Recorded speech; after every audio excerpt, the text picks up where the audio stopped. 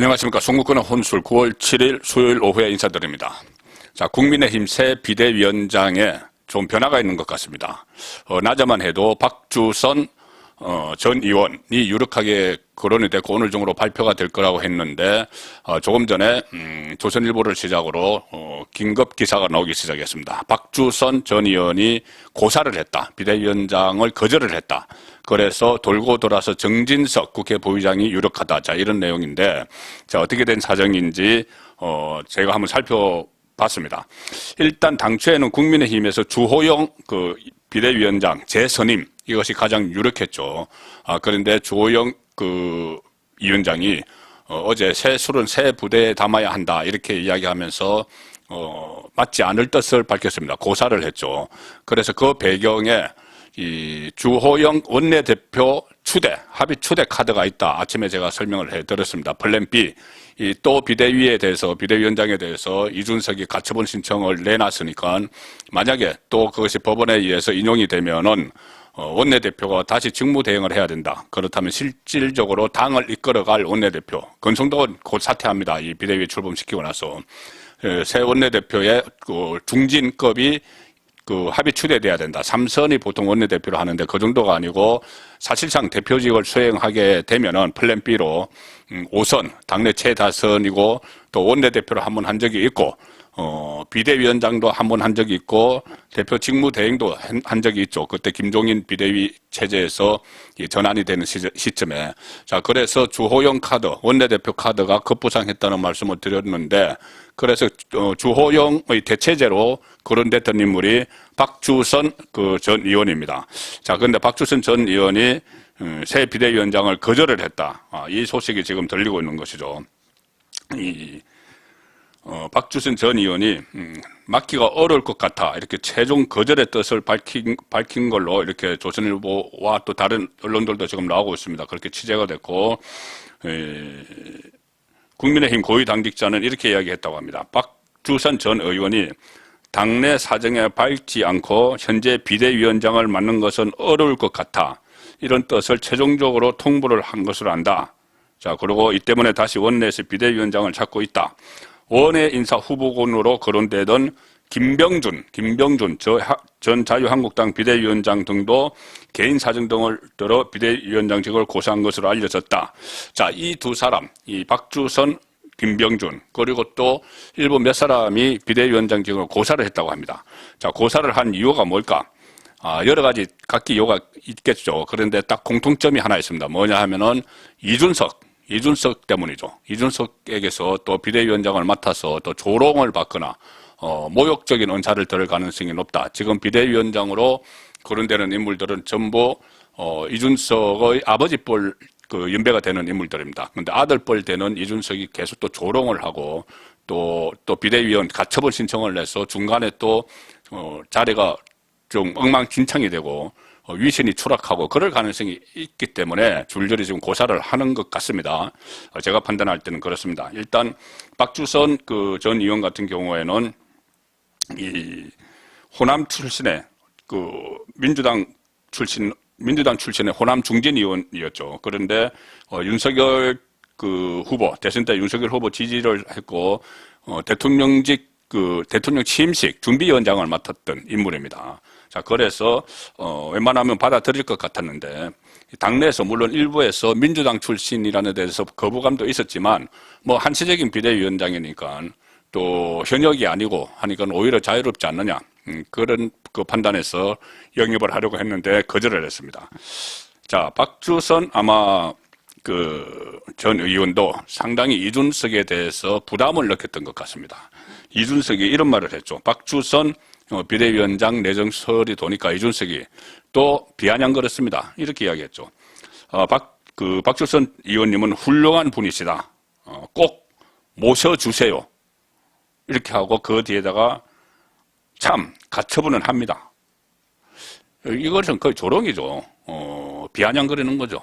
자, 이런 말을 들었을 때 아들뻘 되는 인물이 지금 시작부터 이러는데 나중에 실제로 비대위원장을 맡았을 때 또 어떤 모욕을 줄 것인가, 조롱을 할 것인가. 그리고 또 가처분 14일 날 추석 연휴 끝나고 나면은 바로 가처분 심리가 되는데 같은 재판부입니다. 이준석이 했던 주호영 비대위원장 가처분을 인용을 했던 그 재판부가 하기 때문에 잘못하면 지금 모양이 우습게 된다. 그러니까 가령 예를 들어서 당에 국민의힘에 상당한 애정을 가지고 과거부터 국민의힘 사람이었고 그렇다면은 그런 것을 감수하고 비대위원장을 받아들일 수가 있겠죠. 그런데 박주선 의원의 처지는 그렇지 않습니다. 그것도 이해는 되죠. 민주당에서 국회의원 생활을 계속했고 호남 출신인데 괜히 이 국민의힘에서 비대위원장을 맡았다가 조롱거리가 되고 또 모양만 구기게 되면은 그것이 뭐 맞지 않으려고 하겠죠. 이것도 이준석 리스크입니다. 또 한 사람 김병준 전 자유한국당 비대위원장도 마찬가지죠. 뭐 국민의힘에 그렇게 큰 애정이 있는 건 아닙니다. 노무현 정부 때 청와대 정책실장을 했고 그렇기 때문에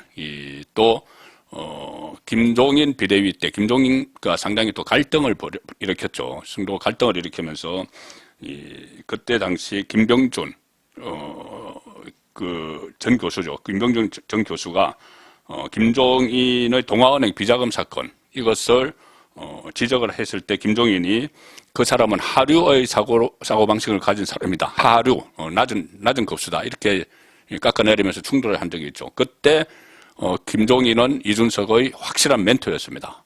그래서 이준석의 멘토 김종인과 또 김병준은 부딪힌 적이 있고 그 전에 또 이준석이 이 김병준 교수를 깎아내린 적이 있죠. 그때 윤석열 후보의 원톱 상임 선대위원장, 총괄 선대위원장, 상임 선대위원장 뭐 이렇게 이야기했을 때 김종인과 김병준이 일종의 경쟁을 했습니다. 원톱을 놓고. 그때 이준석이 본인의 멘토인 김종인 편을 들면서 김병준 교수를 깎아내린 적이 있습니다. 김병준은 이준석의 말이었습니다. 당시 당 대표죠. 김병준은 전투 지휘 능력으로 실적을 보인 게 없다. 뭐 이렇게 깎아내리면서 반면에 김종인은 본인의 보스, 멘토인 김종인은 돈 주고도 못 산다. 뭐 이렇게 이야기하면서 김병준보다 한 수 위다.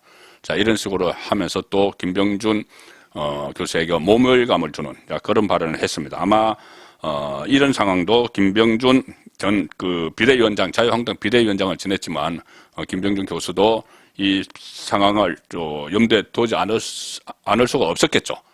이준석이 또 만약에 맡게 되면 조롱을 할 것이고, 아직 아들뻘 되는 사람이 또 이 비대위가 만약에 인용이 되면은, 법원에서 인용이 되면은 또 이상한 모양새가 되기 때문에 상당히 꺼려했던 것 같습니다. 자, 그래서 결국은 정진석에게 돌아가는 것 같은데, 뭐 아직 확정된 것은 아닙니다.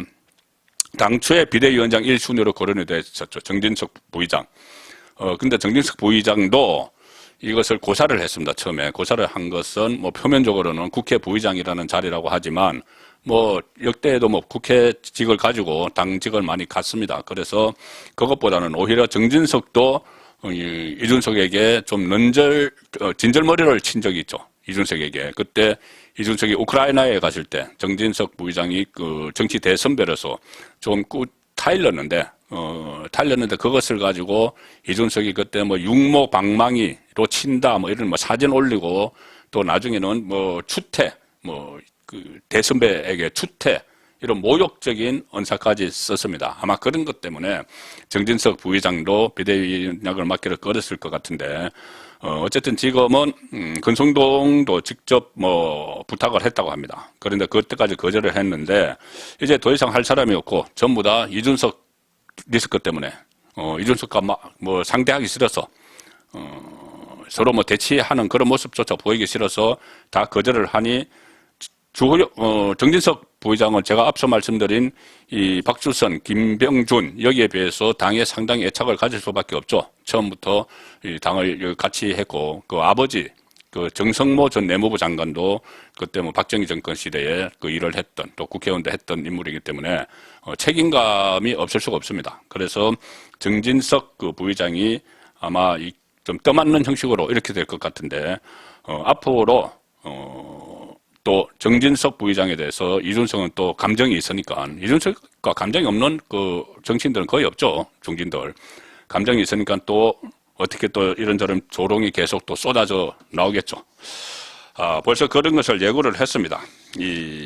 이준석, 뭐 조금 전에 말씀드린 대로 아, 참, 뭐, 가처분은 합니다. 이런 식으로, 비아냥거렸고, 변호인들이, 오늘 입장문을 냈는데 이런 이야기를 했습니다. 새로 임명될 비대위원장 및 비대위원에 대한 가처분 신청을 검토 중이다. 최근 당 지도부의 당헌 개정 과정에 대해서는 소수의 권력자가 헌법을 무력화하면서 권력을 장악하려고 한다. 당권 찬탈 쿠데타, 이른바 궁정 쿠데타 혹은 친위 쿠데타다.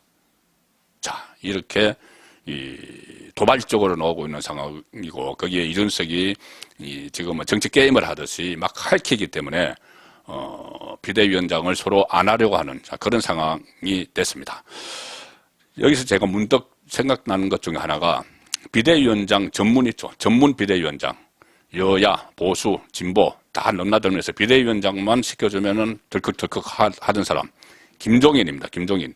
자, 김종인에게 만약에 지금 국민의힘 비대위원장을 맡긴다고 가정을 했을 때 김종인 받아들이겠죠.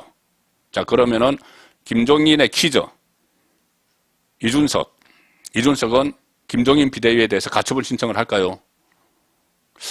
저도 참 궁금해지는데 아마 할 겁니다. 왜 그러냐면은 이준석은 본인의 이 정치 게임에 장애가 되면은 무조건 칩니다. 지금 홍준표도 쳤고 다 치고 있죠. 그리고 심지어 제가 아침에 소개를 해드렸는데 이런 이야기를 했죠.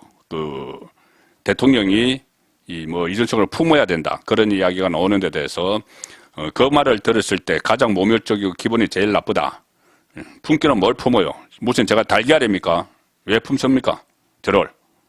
이런 표현을 쓰면 저는 거의 돌아버린다. 자, 이런 이야기를 했죠. 그런데 품으라고 한 사람 중에 김종인이 있었습니다. 김종인도 윤석열 대통령이 이준석을 품어야 된다고 했는데 그 말이 기분 나빠서 본인의 멘토, 보스격인 김종인도 막 공격을 하는 이 상황이니까 아마 김종인이 국민의힘 비대위원장 맡기지도 않겠지만은 주면은 받겠죠. 맡기지도 않겠지만은 문득 생각이 나서 드리는 말씀입니다. 과연 김종인 비대위원장이 되면은 이준석은 가처분 신청을 할까 안 할까? 그래도 할 겁니다. 또 조롱을 하면서. 선거권의 혼술이었습니다.